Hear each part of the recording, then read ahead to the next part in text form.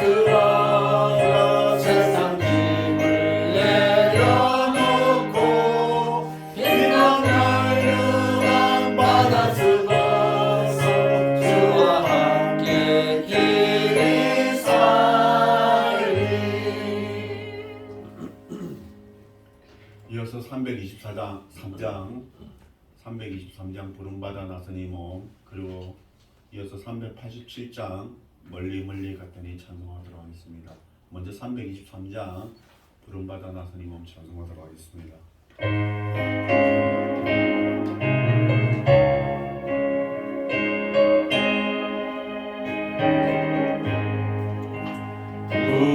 부름받아 나서니 몸 어디는 네가 오리라. 괴로우나 즐거우나 주만 따라가오리니 어느 누가 막으리까 주문인들 막으리까 어느 누가 막으리까 주문인들 막으리까 악을 골짝 빙그레도 복음 들고 가오리다.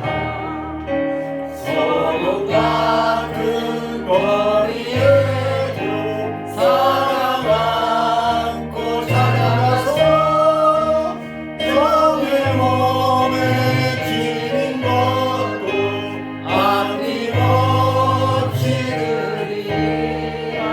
종의 몸에 지닌 것도 아낌없이 드리리라. 정리 영광 모든 것을 주님 홀로 받으소서. 멸시천대 십자가를 제가 지고 가오리라. 이름 없이 빛도 없이 감사하며 섬기리라. 이름 없이 빛도 없이 감사하며 섬기리라.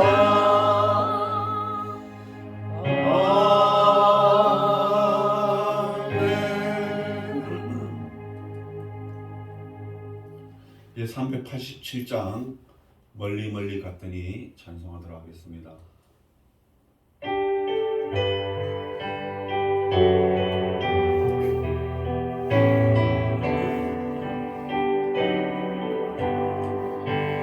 멀리 멀리 갔더니 처량하고 고나려 슬프고도 외로워 정처없이 다니니 예수 예수 내 주여 지금 내게 오셔서 떠나가지 마시고 길 함께 하소서. 예수 예수 예수여 마음 아파올 때에 눈물 씻어 주시고 나를 위로하소서. 예수 예수 예수여 지금 내게 오셔서 떠나가지 마시고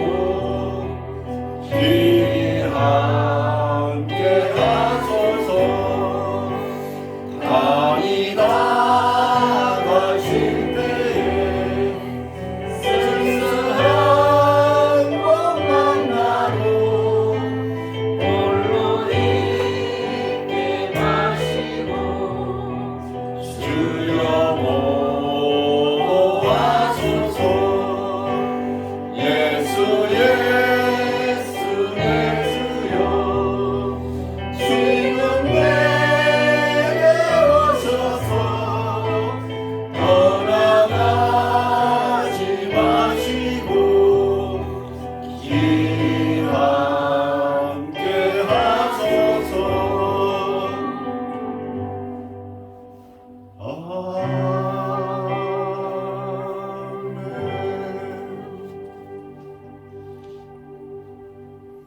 다 같이 사도신경으로 지난 고백하겠습니다.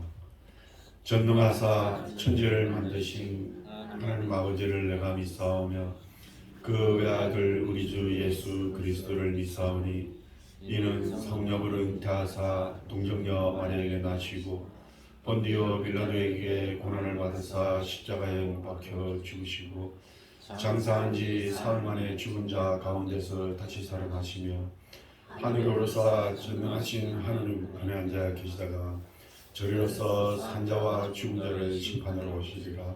성령을 믿사오며 거룩한 공예와 성도와 서로 교통하는 것과 죄를 사해 주시는 것과 몸이 다시 사는 것과 영원히 사는 것을 믿사옵나이다. 아멘. 자전거 43장 즐겁게 안식할 날 1절만 부르도록 하겠습니다.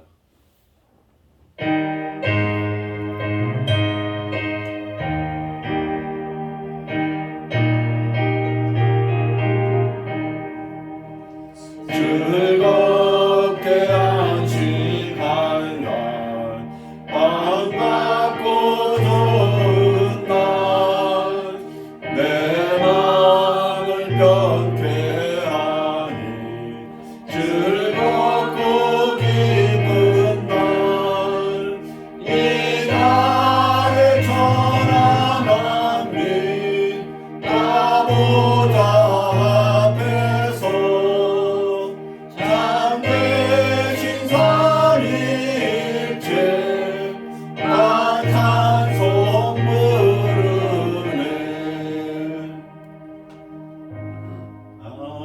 아멘. 성시교도 3번 10편 23편 교도하도록 하겠습니다. 여호와는 나의 목자시니 내게 부족함이 없으리로다. 그가 나를 푸른 풀밭에 누이시며 쉴만한 물가로 인도하시는도다. 내 영혼을 소생시키시고 자기 이름을 위하여 이의 길로 인도하시는도다. 내가 사망의 음침한 골짜기로 다닐지라도 해를 두려워하지 않는 것은 주께서 나와 함께 하시리라. 주의 지팡이와 막대기가 나를 안위하시나이다. 주께서 내 원수의 목전에서 내게 상을 차려주시고 기름을 내게 머리에 올리셨으니 내 잔이 넘치나이다. 내 평생의 선하심과 인자하심이 반드시 나를 따르리니 내가 여호와의 집에 영원히 사니이로다. 아멘. 이 시간에는 각자 소원하는 기도 제목을 가지고 합심해서 기도하도록 하겠습니다.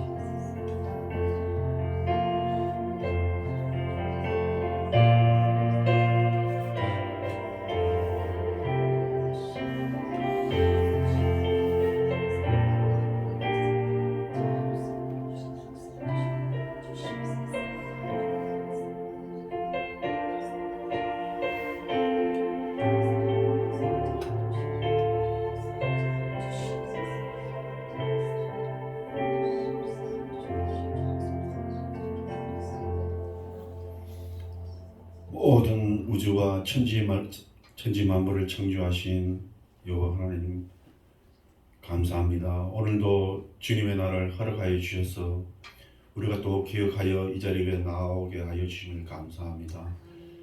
이 한 시간이 하나님께 영광의 시간이 되게 하여 주시고 우리가 은혜를 받는 시간이 되게 하여 주시옵소서.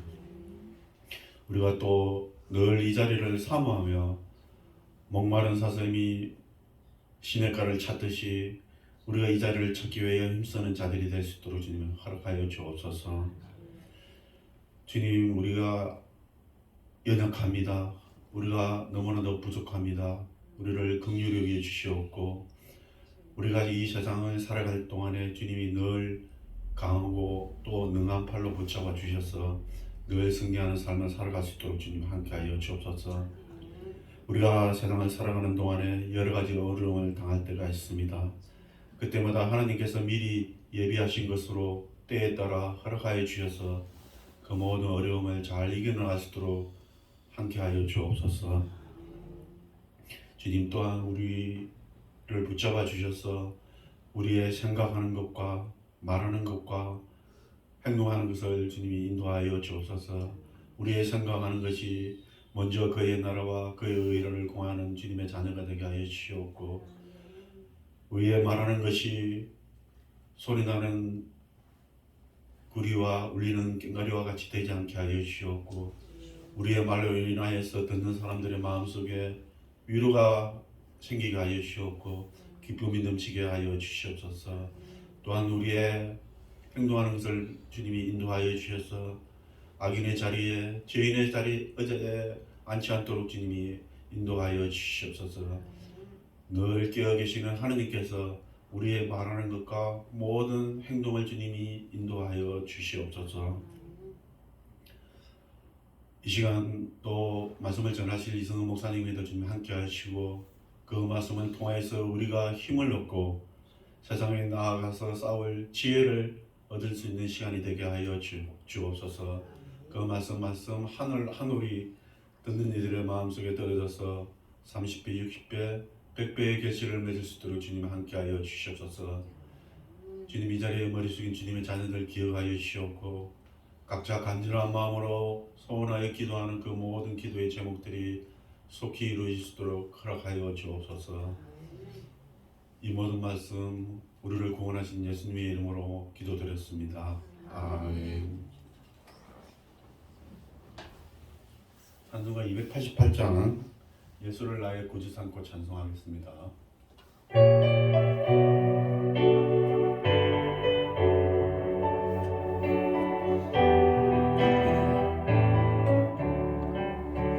예수를 나의 구주 삼고 성령과 피로써 거듭나니 이 세상에서 내 영혼이 하늘의 영광 누리노라. 이것이 나의 간증이요 이것이 나의 찬송인데 나 사는 동안 끊임없이 구주를 찬송하리로다. 온전히 주께 맡긴대요 사랑의 은총을 듣는 중에 천사들 왕래하는 것과 하늘의 영광 보이노라. 이것이 나의 간증이요 이것이 나의 찬송일세. 나 사는 동안 끊임없이 구주를 찬송하리로다. 주 안에 기쁨 누림으로 마음의 풍랑이 잠잠하니 세상과 나는 강고롭고 구속한 주만 보이도다. 이것이 나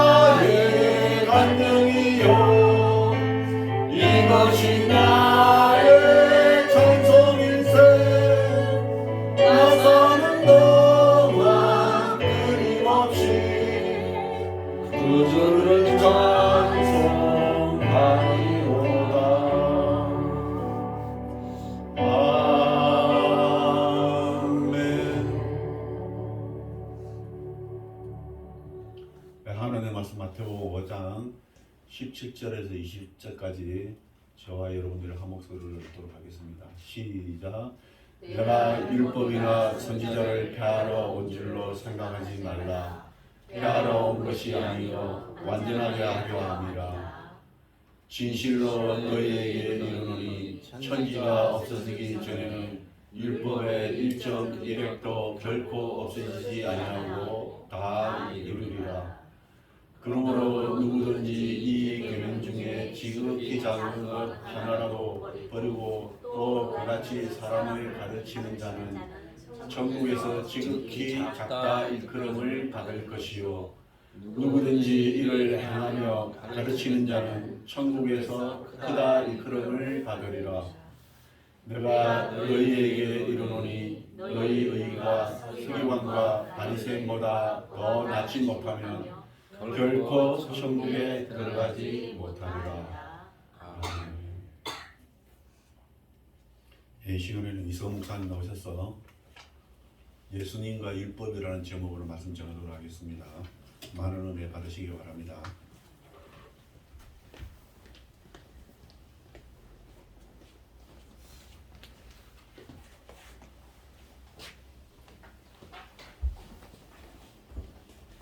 네, 기도하겠습니다. 하나님 감사합니다. 올해도 이제 봄 계절로 돌아왔고 또 꽃도 피고 우리들의 마음이 또 이렇게 코로나가 지난 것을 실감하게 됩니다. 하나님 아버지, 팬데믹이 정말 꿈처럼 지나갔는데 많은 교회들이 어려움을 겪었다고 합니다. 하나님 아버지, 그 교회 성도님들과 또 목회자분들을 기억하여 주셔서 다시 한번 새 힘을 얻고 예배를 잘 드리게 하여 주시고, 또 지금도 전쟁과 또 여러 가지 안 좋은 상황으로 힘들어하고 있는 주님의 권속들이 있사오니 주여 그들을 향해서도 주님의 공평함을 보여주시고 그들이 어려움 속에서도 믿음으로 잘 인내하게 하여 주시옵소서. 오늘 이 시간 우리가 말씀으로 주님을 더욱더 생각할 때에 우리의 마음속에 이미 우리 마음속에 거하신 주님이시지만 다시 한번 우리가 예배드렸다는 것으로 또 말씀을 듣는 것으로 주님께 경의와 영광을 드리게 하여 주시옵소서. 예수님의 이름으로 기도합니다. 아멘. 예, 예수님과 율법인데요. 지금 산상수훈을 계속 보고 있는데 이런 말이 있다고 해요. 경찰서 100개를 세우는 것보다도 교회 하나를 세우는 것이 더 낫다, 그런 말을 했다고 해요. 제가 본 이게 지금 누가 제일 먼저 시작했는지를 보통 찾는 게 이제 역사나 신문 보도나 뉴스나 그래요. 제일 최초를 찾는 거죠. 근데 이건 최초가 누군지는 잘 알 수 없으나 제가 본 버전에서는 독립운동하던 김구 선생님이 한국에 들어왔을 때 그때 얘기를 했다고 그래요. 그 당시에 기독교 이미지가 굉장히 좋았죠, 진짜로. 실제로 그러겠죠. 이게 왜 이 얘기가 의미가 있냐면 경찰은 나쁜 짓을 한 사람을 잡는 기관이지만 교회는 이 당시 생각할 때 교회는 사람들이 나빠지지 않도록 좋은 사람이 되도록 하는 것이니까 당연히 그게 낫겠죠. 잘못할 때마다 때리는 것보다 잘못하지 않도록 해주는 게 더 좋은 거죠.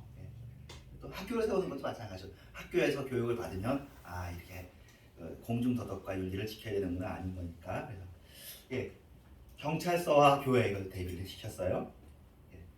이런 거죠. 강압에 의한 실천보다는 진리에 의한 행동이 더 효과적이다.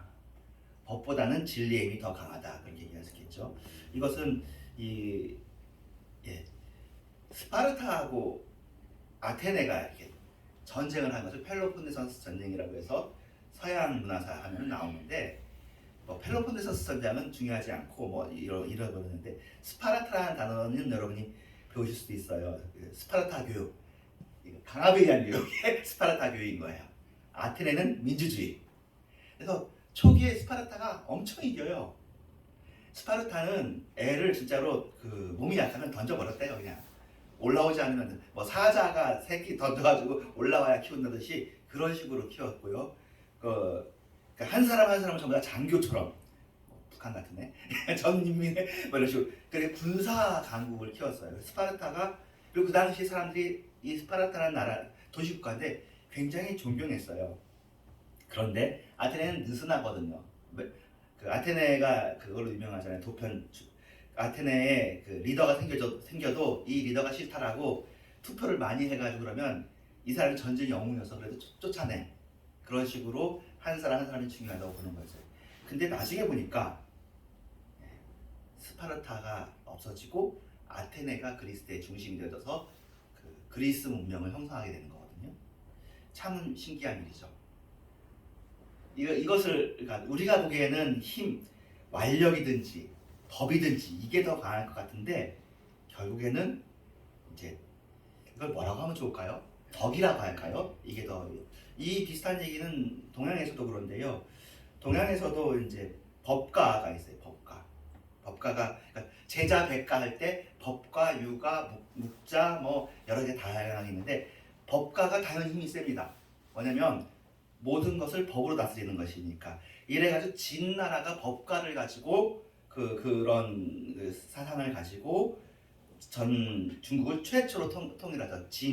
진에서 차이나가 나오죠. 진에다가 A만 붙으면 진나가 되니까. 진나라가 최초의 통일왕국이에요. 그런데 완력으로, 힘으로, 법으로 이렇게 해가지고는 오래 못 가. 당대 그 다음 당대에서 끝나. 그럼 결국 그럼 중국이란 나라도 그럼 누가 하냐면 유가가 하는데 유가가 공자 맹자잖아요. 맹자가 얘기하는 게 그 얘기잖아요. 사람은 선하다.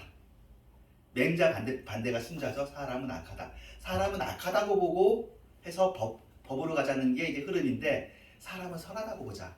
그리고 왕은 덕으로 다스려야 된다. 그러니까 맹자가 덕치주의예요. 그래서 우리나라가 왜 중국에서 공자 맹자를 받아들였냐면 우리나라 성품에도 덕치주의가 맞거든.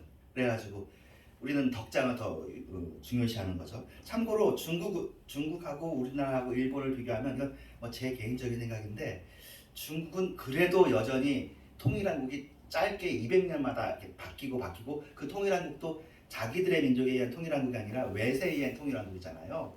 원나라도 그렇고 청나라도 그렇고 다 이민족이란 말이에요. 그래서 이 나라는 여전히 법이나 완력이나 독재 이런 것에 대해서 그리고 또 무력에 대해서 굉장히 중요시 여겨서요.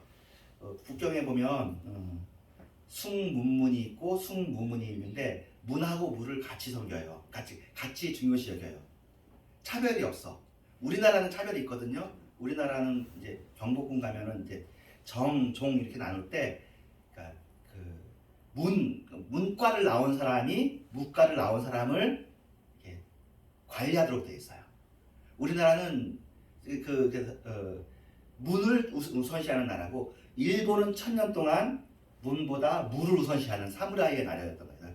중국이 약간 어떻게 보면은 둘 다 중요시하고 우리는 항상 공부를 더 중요시하고 일본은 무술을 중요시하는데 참고로 우리나라는 공부가 이게 공부잖아요. 이렇게 책 보는 게 공부라는 말이 중국에서 나왔는데 중국에서는 공부를 뭐라고 발음하냐면 쿵우라고 발음해요. 그러니까 거기서는 공부하라는 것은 신체 단련하라는 얘기야. 그래서 인터넷 논란 하는 애들 사이에서 그런 얘기가 있어요. 우리나라 애들은 시간만 주면은 PC방에 가서 게임을 해가지고 PC 게임으로 전 세계를 제패해. 별로 운동을 안 하는 그런 거예요. 근데 다행한 건 그래도 저희 때 말고 요새 10대, 20대 애들은 그래도 헬스장도 다니고 피트니스도 하고 열심히 하니까 좀 나아지겠죠. 우리나라는 무조건 아무튼 책 보는 걸 중요시하는 그런 거였어요. 근데 전반적으로 보면 이게 진리가 법보다 센 게 맞아요. 이게 법이 나중에 보면 우리가 바리새인이나 서기관이나 이게 율법주의고 진리는 복음이거든요. 율법으로 교회도 율법으로 다스리면은 훨씬 짱짱하겠죠. 그렇죠? 다 이렇게 룰 다 해가지고 1벌 100개 하고 잘하면 상 주고 이렇게 하면 교회가 잘 유지되고 나라도 잘 유지되고 법은 좋은 거예요. 어떻게 보면 사실 이 법도 하나님이 주신 거잖아요. 쉽게 생각하면 구약에 있는 율법도. 그렇지만 진리로 마음을 다스리는 것이 훨씬 유익해요. 복음은 진리거든요.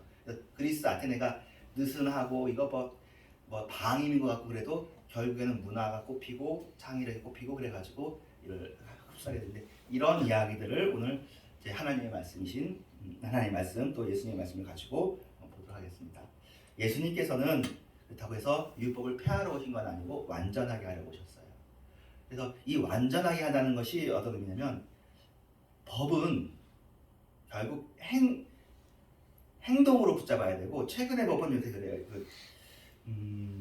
우리 저희들이 이렇게 재판에 안 가잖아요. 안 가는 게 너무 좋은 일인데 재판으로 가게 되면 증거주의고 서류가 중요해요. 예. 여러분이 주소가 어디에 있는지가 되게 중요한 거예요. 실제로는 주소가 어디도 중요하지 않고 그 일에 대한 서류가 있는지 없는지 하나도 안 중요하잖아요.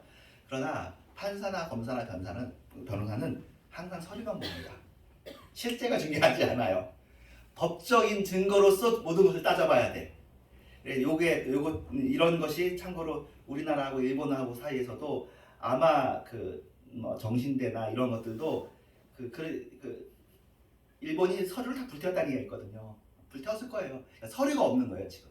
서류를 찾으면 일본이 무슨 말을 알 텐데 서류가 없어. 진짜 몇 개 없어가지고 그거 몇 개 찾았다고 막 신문에 나오고 뉴스에 나오고 그러거든요. 했는데 서류가 없으면 안 한 거가 되는 거예요. 그렇게 그러니까 법이라는 것이 우리 생각에는 법이 정의를 위해서 존재하고 정말 악을 제대로 벌하고 해야 되는데 증거가 없으면 안 되는. 그래서 법을 얼마든지 이용할 수 있는 법꾸라지라고 하더라고요. 법으로 미꾸라지처럼 빠져나가는 그런 일들도 있는 거예요. 그러니까 결국 뭘로 해야 되냐면 결국 예수님으로 해야 되거든요. 예수님은 사실 십자가 사랑으로 우리의 마음을 감화시키시고 성령님을 우리에게 부어주셨죠. 그래서 법은 좋은 것이지만 법을 더 완전하게 해야 되는 게 필요하다는 것을 알고 사용하면 좋아요. 그래서 그것을 성경에 표현하면 법을 법 있게 쓰면이라고 하거든요. 법을 법 있게 쓰면 유익한 것이지만 법을 나쁘게 쓸 수도 있다는 것들을 성경이 얘기해 주고 있어요. 그래서 예수님께서 율법을 싫어하시지도 않고요. 율법을 폐하려고 하시지도 않아요. 율법이 원하는 것을 완성시키려고 하고, 참고로 대학 가서 법학개론을 들으면 법학개론에서 이런 말은 안 하지만 이 비슷한 얘기를 해요. 뭐냐면 법정신이라고. 법정신. 법도 글자를 지키는 게 아니라 그 정신을 지켜야 된다는 얘기를 해야 돼요. 법학개론에 남아있는 거고 좋은 판사들은 그렇게 하죠. 네. 기계적인 판사들이나 법이 악용되면 그렇다는 얘기인 거고요. 자, 우리는 그 법이 아니라 율법. 이 율법은 그냥 그 법보다 사실 더 좋은 법이죠. 왜냐하면 이 율법은 하나님이 친히 새겨주신 율법이에요. 구약이 율법이고 모세오경이 율법이니까 자, 이 법에 대해서도 우리가 좀 그렇게 생각할 텐데 율법에 대해서 예수님께서 어떻게 생각하는지는 참 중요할 거 아니에요. 성경법인데 구약법이고 십계명은 하나님 직접 주셨는데 어떻게? 그러면 예수님께서 율법을 완성하라고 하니까 우리는 어떻게 하면 율법을 완성하는 삶을 살까? 완성하라고 하니까 해야죠, 주님이. 이렇게 해서 바리새인하고 비교를 해보겠습니다. 예수님의 가르침은 당시 종교 지도자들이나 바리새인 서기관들하고는 아주 달랐는데 안식일 규례 같은 것도 안식일을 지키라는 것은 있잖아요. 근데 안식일을 지키는데 어떻게 지키냐를 바리새인들과 서기관들은 이렇게 지켰고 예수님은 저렇게 지켰어요. 지킨다는 정신에는 같아. 그리고 실제로 지금도 여러분 우리들도 십계명 지켜야 됩니다. 십계명이 폐해진 게 아니에요. 십계명의 정신을 들여 지켜야 돼요. 그것을 폐하면서 그것을 무시하면서 복음이다 그러지 않습니다. 그래도 찬송가에도 십계명이 있는 것이고 그렇습니다. 자, 여기 안식의 규례에 대해서는 어떻게 했을까? 그 당시 예수님 당시에는 불을 떼는 것도 일이라고 생각했던 거예요. 그래가지고 안식일에는 불을 사용하지 않았어요. 그럼 어떻게 돼요? 식은 밥 먹어야죠. 우리로 치면 그 사람이 빵을 먹었겠지만 그리고 기름이 둥둥 떠다니는 국을 먹어야 되는 거죠. 식으니까. 그래도 그렇게 하면서 이제 즐거웠겠죠. 내가 지금 안식일을 지키고 있구나. 그랬을 거예요. 근데 예수님은 뭐라고 그러냐면 사람이 안식일을 위해 있는 것이 아니고 안식일은 사람을 위해서 있다고 말씀하세요. 지금 보면 맞죠. 이 쉬라는 법이 어떻게 보면 그 당시 있었던 주로 일을 했던 종들이나 남종 여종이나 여자분들이나 남자들도 쉴 수 있게 해주는 게 사실은 안식일의 정신이잖아요. 6일 동안 힘써서 일하고 하루라도 쉬도록. 지금도 마찬가지죠. 지금도 하루라도 쉬도록. 사람을 위해서. 그리고 그 쉬는 날에 여러분들처럼 이렇게 주님을 생각하고 감사하고 기도하고 예배를 드리도록. 왜냐하면 이런 예배가 없이 일만 하는 것으로는 하나님과의 관계 속에서 하나님을 돌아볼 기회가 없잖아. 그래서 하루를 비워서 하나님을 생각하는 것도 우리한테 유익하니까 사람은 하나님을 바라보아야 행복한 거거든요. 그러지 않으면 계속 일해서 먹기 위해서 일만 하면 우리하고 짐승하고 무슨 차이가 있겠어요? 안식일이란 이 존재는 사람을 위해서이고 이 사람과 하나님의 관계를 바로 세우기 위한 것 아니겠습니까? 그리고 또 바리새인들은 이렇게 얘기하는 거예요. 거룩한 생활을 하기 위해서는 세리나 죄인들을 멀리 해야 된다고 가르쳤어요. 이거 다 있잖아요. 시편 1편에 죄인의 길에 서지 아니하며. 그러니까 세리 죄인이다 이거지. 그러니까 이 사람들하고 멀리하자. 이것도 일면 맞아요. 나쁜 말 하려고 하는 것이 아니죠. 우리들도 그렇잖아요. 친구들도 그렇고 사귀는 사람들도 그렇게 할 수 있잖아. 근데 예수님께서는 내가 의인을 위해서 온 것이 아니고 죄인을 위해서 왔다 그러고, 사실 기독교인들은 그 교도소도 찾아가고 어려운 정말 회개를 얘기하면서 잘못된 사람들도 회개하면 돌이킬 수 있다고 얘기하잖아요. 그러니까 굉장히 기독교는 이건 어떻게 얘기할 수 있냐면 이렇게 설명할 수 있다고 그래요. 내가 살아야 돼. 내가 살아야 되는데 더러운 거 오염된 것을 닿으면 내가 오염되는 그런 존재가 있고, 예수님은 그런 존재가 아니라는 거죠. 예수님은 살았는데 더럽고 오염된 것을 닿으면 예수님 때문에 더럽고 오염된 게 정결해져. 그러면 존재가 다르잖아요. 그러니까 이건 성경 표현이에요. 이건 뭐라고 얘기하냐면 산영이라고 표현해요. 산영. 아담은 산영이고, 근데 산영이지만 자기만 겨우 사는 거야. 그래서 더러운 게 묻으면 오염이 되고 죽어. 그래서 사실은 그래. 근데 예수님은 살려주는 영이야. 그래서 더럽고 오염된 거한테 가도 괜찮아. 산 영은 여길 가면 내가 죽는데 살려주는 영은 여길 가면 여기를 살려주는 거죠. 우리를 사실 살려주는 영으로 만들어 주신 거고, 우리에게 살려주는 보험을 주신 거예요. 참고로 이걸 할 때 여러분도 적용을 하실 때 여러분 많이 불안하면 그렇게 하지 마셔요. 이 사람이 너무 나한테 윤리적으로나 도덕적으로나 안 좋은 영향을 미칠 것 같으면 사실은 안 하는 게 맞아요. 예수님은 예수님이시니까 그렇게 하는 거고, 예수님은 그래서 사실은 신약성경에 보면 문둥병자를 만져서 고치잖아요. 이게 사실은 율법을 어긴 거라고 그래요. 문둥병자는 손대면 안 되거든. 구약에는 부정하니까. 부정하다 하면서 못 듣는데 예수님은 손대서 일부러 고치신다고. 예수님은 그러신 분이시니까. 근데 우리 같은 경우에는 그것은 여러분 기도하면서 적절하게 하시면 돼요. 마음은 이분을 위해서 기도하고 하되, 우리도 또 이렇게 손대거나 또 내려가는 게 우리의 살려주는 능력이 예수님만큼은 아니니까 그건 적절하게. 하지만 우리가 피해볼 것만 생각하는 그런 것은 우리 너무 약한 거죠. 우리는 주님 안에서 좀 더 나은 아들의 영을 받았으니까요.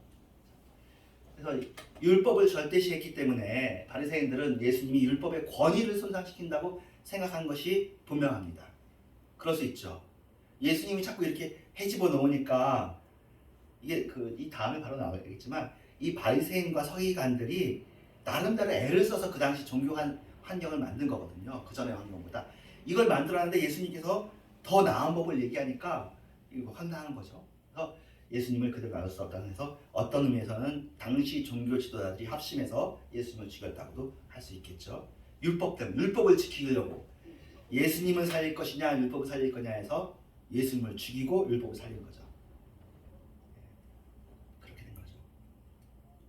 근데 예수님은 율법의 근본 정신을 일깨워 주심으로 율법을 완성시키셨는데, 이 역사적 배경이 구약의 아수라하고 바벨론에 망해가지고 포로로 끌려가고 나중에 다시 돌아오고 300년 동안 진공의 기간이 있고, 그러니까 돌아온 이후에도 성경이 쓰여지거든요. 느헤미야, 또 에스라 이런 게 포로 이후 문서니까, 말라기도 마찬가지고요.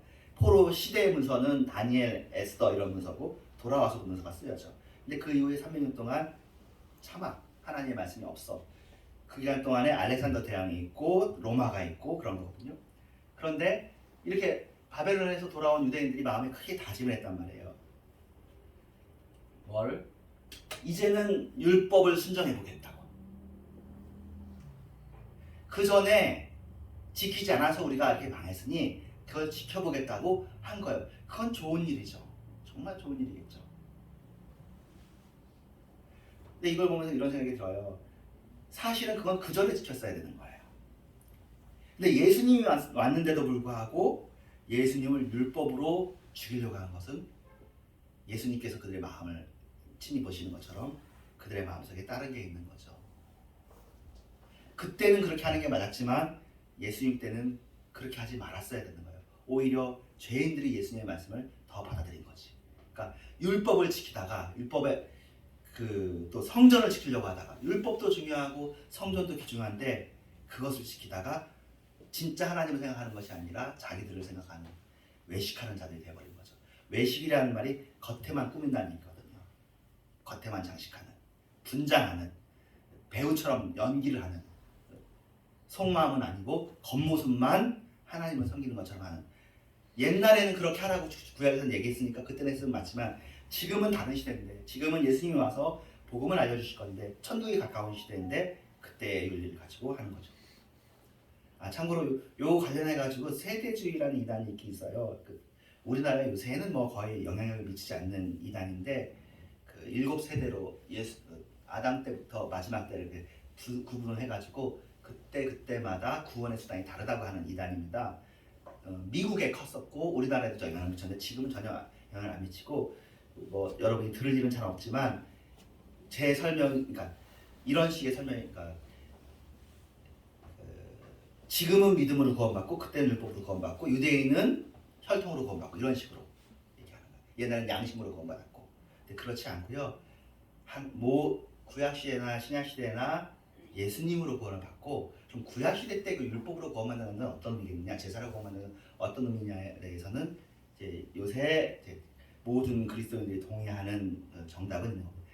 예수님의 십자가 보혈의 영향이, 보혈의 공로가 역행적으로, 그러니까 아브라함도 예수님의 시간적으로, 인간의 시간적으로는 이후에 있는 일이지만 아브라함과 다윗도 예수님의 십자가 보혈을 통해서 천국을 가는 거고, 그리고 그것을 그 당시에 예수님 모시지 않았으니까 믿음을 표시하는 표현으로 제사를 드렸다. 그러니까 구약도 대부분 믿음으로 구원받고 신약도 믿음으로 구원받고 이렇게 생각을 합니다. 그래서 세대주의는 아니라는 거. 자, 그래서 구약 때 어쨌든 안식일도 안 지키고 안식년도 안 지켜가지고 자기들이 망했다라고 자기들이 생각하고, 그건 맞는 말이거든요. 그래서 일종의 그것이 한이 된 거예요. 어떻게든 율법을 잘 지켜보려고. 그래서 공동 번역 성경을 보면은 이제 카톨릭이랑 같이 썼었던 성경인데요. 카톨릭 지금도 쓰고 있고, 마카비서라는 성경이 있는데 거기 보면 율법이 그만 돼지고기를 먹지 않기 위해서 많은 유대인들이 순교한 장면이 나와요. 목숨을 걸고 율법을 지키려고 한 거죠. 그리고 마카비 시대 때 그렇게 했던 것에 대해서는 우리가 존중해 줄 수 있어요. 인정하고. 그러니까 율법을 지키는 것을 굉장히 중시했는데, 근데 그 부작용이 예수님 당대에는 율법의 근본 정신을 외면한 채 율법 자체를 지키는 것에 몰두했다 보시는 거죠. 예수님의 말씀이거든요. 화 있을진저 외식하는 서기관들과 바리새인들이여. 겉을 표현하는, 그러니까 우리는 위선자라는 뜻이죠. 위선자 서기관과 바리새인들이여. 너희가 박하와 회향과 근처의 십의 천지. 박하, 회향, 근처가 우리로 치면은 그런 거예요. 바질 같은 거 이렇게 놓으면은 조금 고기 같은 거 먹기 좋잖아요. 우리나라에서는 부추, 깻잎 이런 식으로 이런 것들까지도 11조를 드렸대요.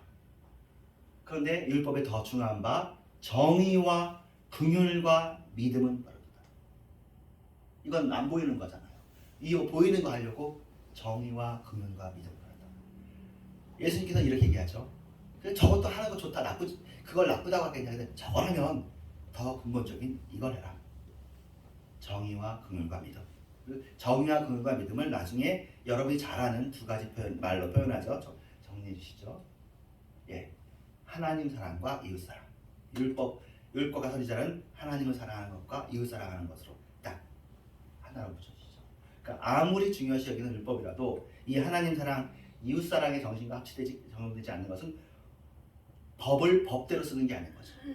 법을 자기 유익을 위해 쓰는 거고. 그러면 바리새인들이 어떤 유익을 얻었냐면은 여기 일단 이거 아까 이웃 사랑과 하나님 사랑에 대해서 성경 말씀 눈으로 이렇게 쭉 보시고, 읽을까요?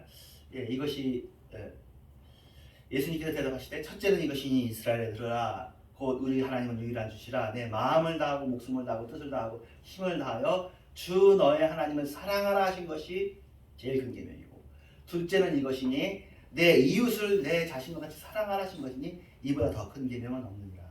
질문에 대해서 대답하는 거죠. 하나님을 사랑하고 이웃을 내 몸같이 사랑하는, 내 몸도 사랑하지 말라는 건 아니에요. 내 몸같이 사랑하는. 그러니까 율법의 근본 정신이 이런 것인데, 바리새인들은 서기관은 직업이에요. 그 성경을 기록하는 일을 하는, 지금 서기회라는 말하고 똑같죠. 그 직업을 하는 사람. 그 당시에는 그 글씨를 아는 게 되게 고급한 직종이었어요. 모든 사람이 글씨 모르고 살았으니까 말은 했지만, 바리새인은 사실은 종파예요. 어떻게 보면 부흥운동을 이끌었던 사람이라고 볼 수 있어요. 그래가지고 바리새라는 말이 거룩하다, 분리되다 그런 뜻인데, 다른 사람들보다 좀 더, 그래서 일반적으로 구약이 명한 것보다 좀 더 세분화돼가지고 더 강조하면서 율법을 지켰기 때문에 사실은 바리새인들이 당시에 존경을 받았어요. 바리새인들이 정말 귀하게 인정을 받았어요. 그러니까 이 율법을 지키는 것이 자기 의에 도움이 되는 거야. 자기 평판에. 그런 일이 있거든요. 네, 율법에, 근데 예수님이 와서 보니까 초기에 바리새인이야 그래도 나쁘지 않았겠지만, 참고로 지금 현재 유대교는 바리새파의 후예라고 생각되어져요.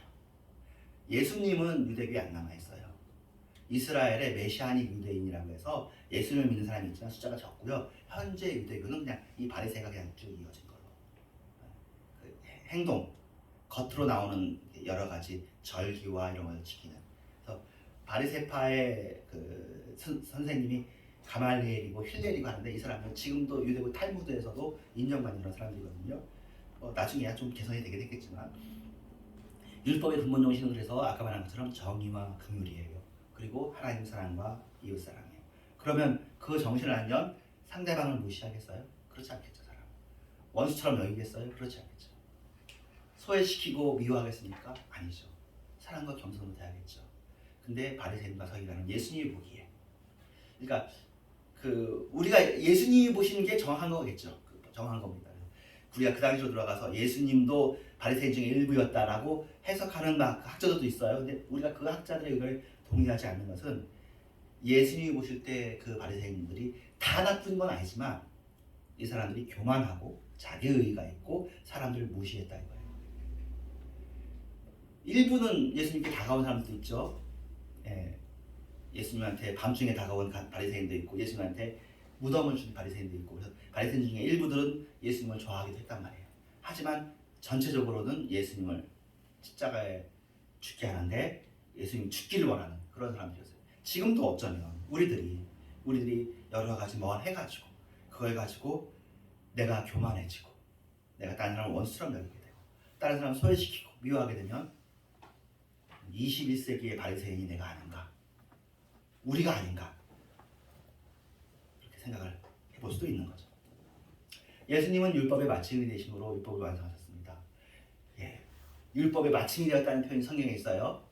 로마서 10장 4절에 그리스도는 모든 믿는 자에게 의를 이루기 위해서 율법의 마침이 되셨으니, 율법을 이룬, 살아있는 율법이 움직이시는 거예요. 이것도 성경에 표현이 있어요. 구약의 말씀은 돌 위에 생겼어요. 돌로 된 돌 위에 생겼어. 근데 지금 살아있는 생명이신 예수님의 말씀은 어디에 생겼냐면 마음판의 신비에 생겼어. 돌하고 사람을 비교 신.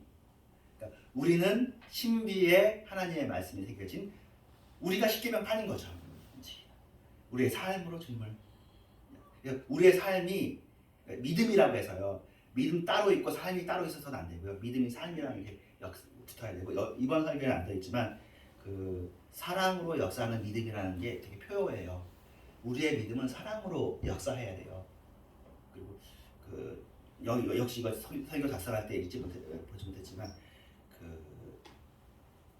선배 교수님이신데 그분은 이 얘기를 해가지고 욕을 많이 먹긴 하지만 삶이라는 것은 구원론적인 의미가 있어요. 우리 생활도 일반적으로는 구원을 받을 때 믿음만으로만 구원받는 하잖아요. 근데 이 믿음이 삶과 떨어진 믿음이라면 우리도 이거예요. 바리새인이고 우리도 우리가 구원파 이단이라고 하잖아요. 우리도 구원파 이단처럼 되는 거예요. 우리의 삶을 도외시하면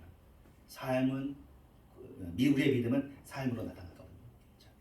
예수님께서 율법의 마침이 되셨고 우리가 그 예수님을 따라가는데 우리가 어떻게 그런 바리새인처럼 구원파처럼 되겠습니까? 율법을 주신 이유는 죄를 깨닫기 위해서 율법을 주셨어요.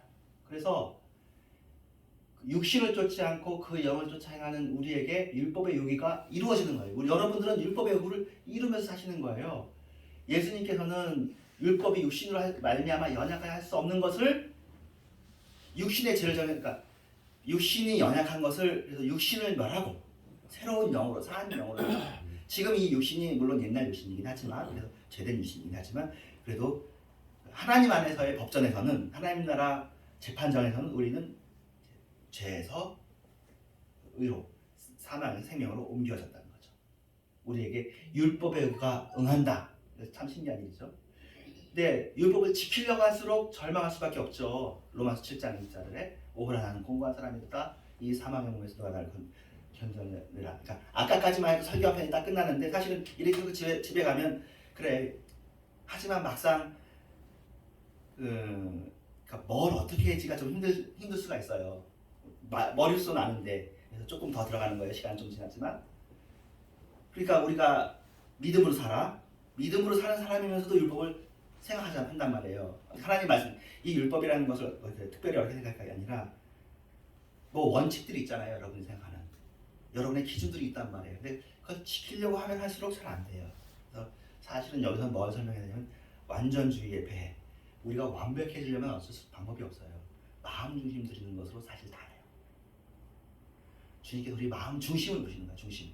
마음 중심이라고 했으니까 우리가 0부터 100이라면 늘 100점으로 살다가 뭐 98점이면은 위험하고 그런 게 아니라 100점으로는 못 살고 우리 한 60점 살면 잘하는 거야. 50점 넘으면 박수. 49점이면 이건 안 되지. 49점이라는 건 마음 중심이 저쪽에 가 있다는 거잖아요. 40점이면 안 되지. 어쨌든 주님을 향하는 마음이 50점은 넘어야지. 마음 중심이 우리 마음의 계기판이 주님을 향해야지. 그거예요. 방향이. 더 해가지고 가끔 가다 우리가 100%로 충분할 때가 있죠. 근데 그건 잠시고 또 떨어지죠. 막 70으로 떨어져. 70도 괜찮고 80은 좋거든. 60으로 떨어졌다고 불안해하지 말고 물론 그때 더 열심히 해가지고 더 올려야 되겠지만 우리는 자꾸 불안해한단 말이에요. 불안해.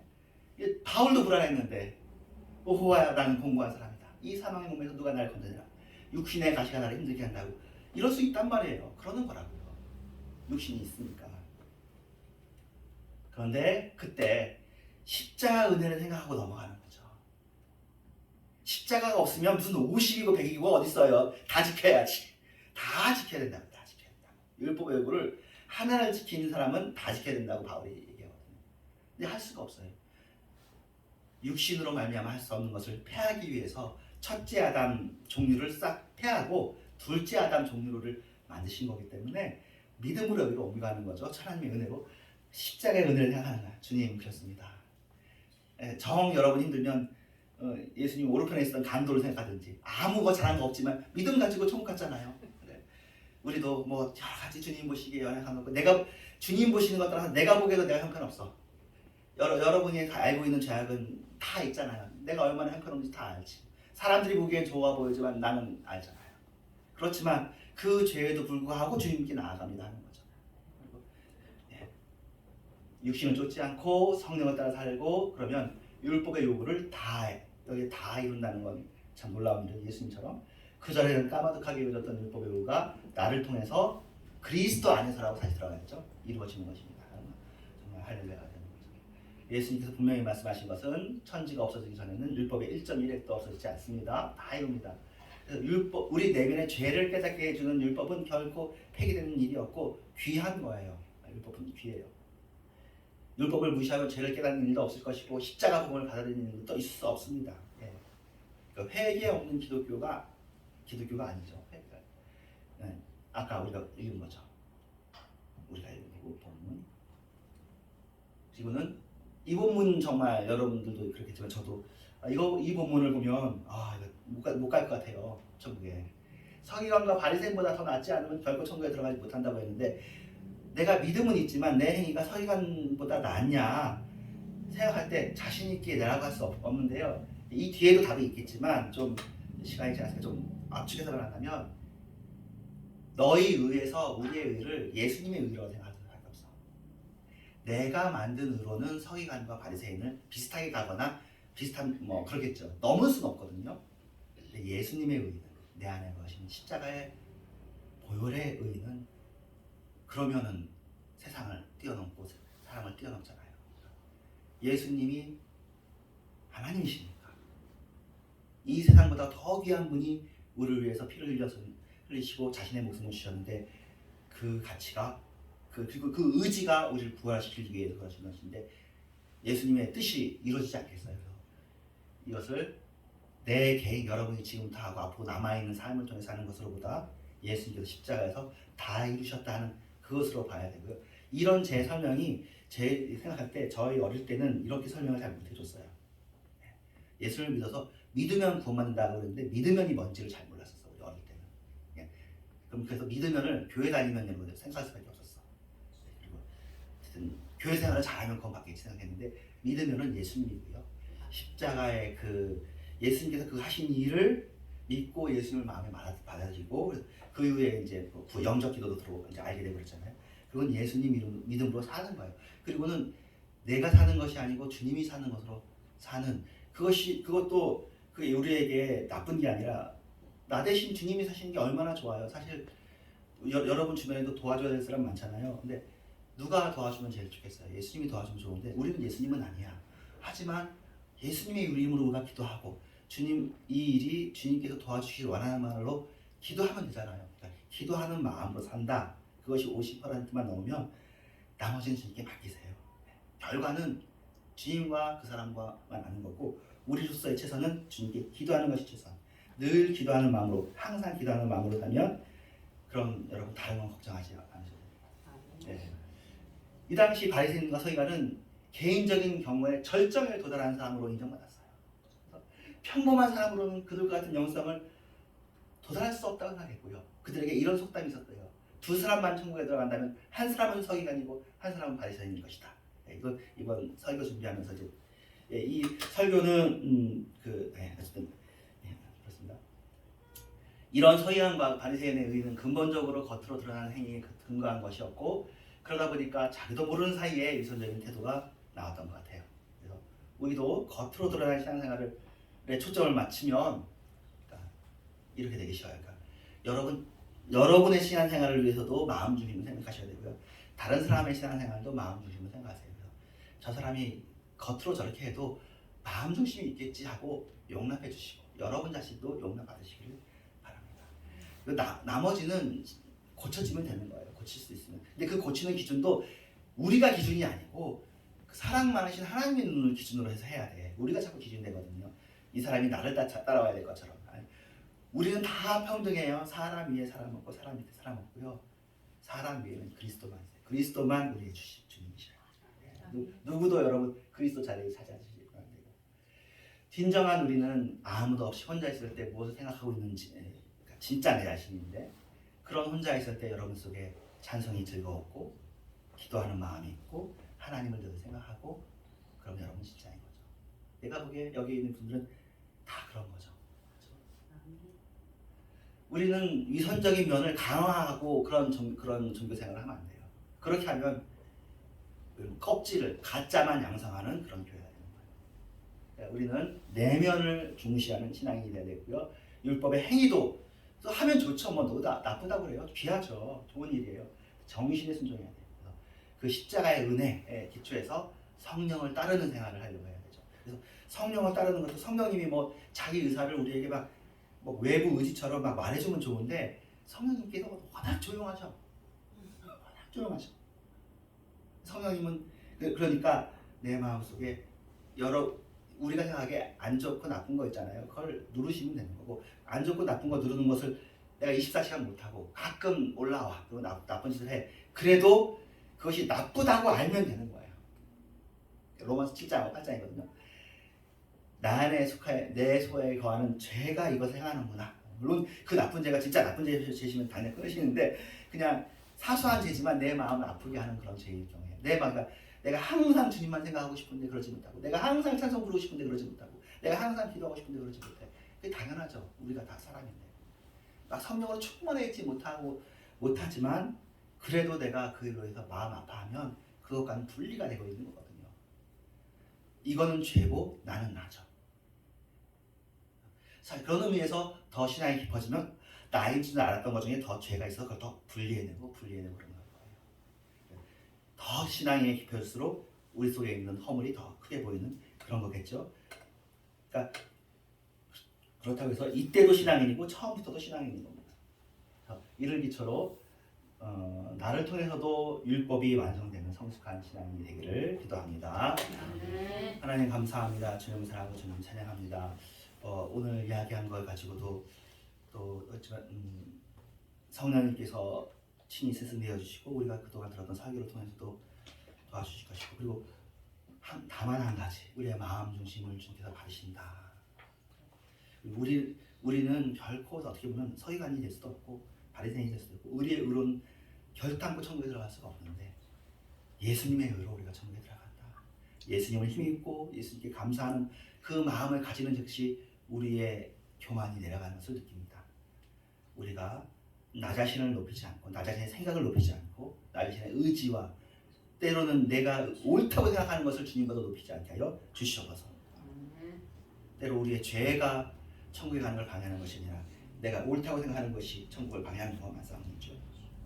주님 앞에서 우리가 그 자신을 비춰볼 수 있고 거울처럼 될 수 있고 그리고 그걸 통해서 주님과 함께 세상을 걸을 수 있는 저희가 되게 해주시옵소서. 예수님의 이름으로 기도합니다. 아멘. 인내 찬송하겠습니다.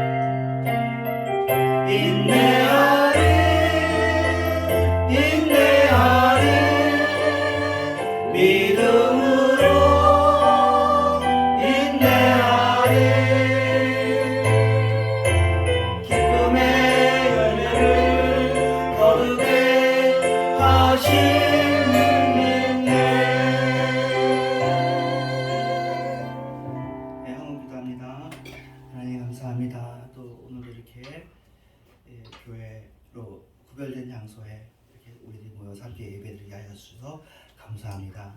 우리가 또 함께 예배드리기 원하는 우리 권속들이 있사오니 그들에게도 상황이 허락되어지고 무엇보다 상황보다 중요한 그들의 마음이 주님 앞에서 열려져서 주님으로 뜨거워져서 함께 예배를 드릴 수 있게 하여 주시옵소서. 또 예배드린 행위를 또 행위보다 더 중요한 건 그들의 마음이오니 멀리 있더라도 주님을 사랑하게 하시고 또 그런 의미에서 진짜 예배는 우리의 마음도 드리지만 우리의 몸도 드리는 것인데 이 몸으로 드리는 이 예배가 주님께 기쁨이 되어지게 하시고 다만 우리가 몸으로 드리는 것이 우리의 교만이나 자기의의 재료가 되지 않게 하여 주시옵소서. 예배를 드릴 수 있다는 것이 감사가 되고 감격이 되게 하시지 이것이 우리의 공로가 되지 않게 하여 주시옵소서. 예수님의 이름으로 기도합니다. 아멘. 예, 내 안에 가장 귀한 것 찬양하고 주기도문 축도하겠습니다.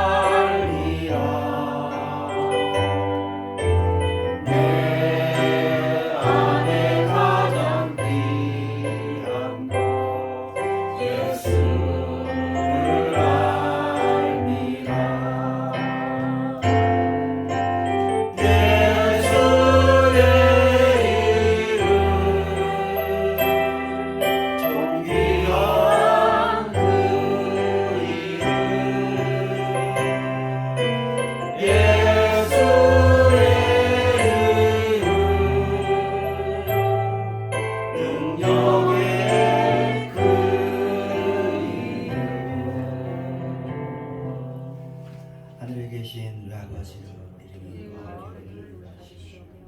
나라의 마음이시여 이시여를 주시는 같이 땅에서 주시옵소서. 오늘날 이름을 양식을 주시고 우리가 우리의 죄진 자를 사하여 주신 같이 우리 죄를 사하여 주시고 우리를 시험하지 말게 하시며 다만 악에서 거두소서. 내게 나라와 권세와 영광이 아버지께 영원히 있사옵나이다. 아멘. 때가 찬 지금은 교회의 머리가 되신 예수 그리스도의 은혜와 하나님의 사랑과 성령의 역사심이 주님을 변함없이 사랑하는 모든 신령들 교회와 이론 교회와 또 지금도 어려움과 곤고에 있지만 또 주님을 향한 마음이 흔들리지만 주님을 바라보고 있는 모든 주님을 사랑하는 가족들 위해 이제부터 영원토록 함께 계실지어다. 아멘.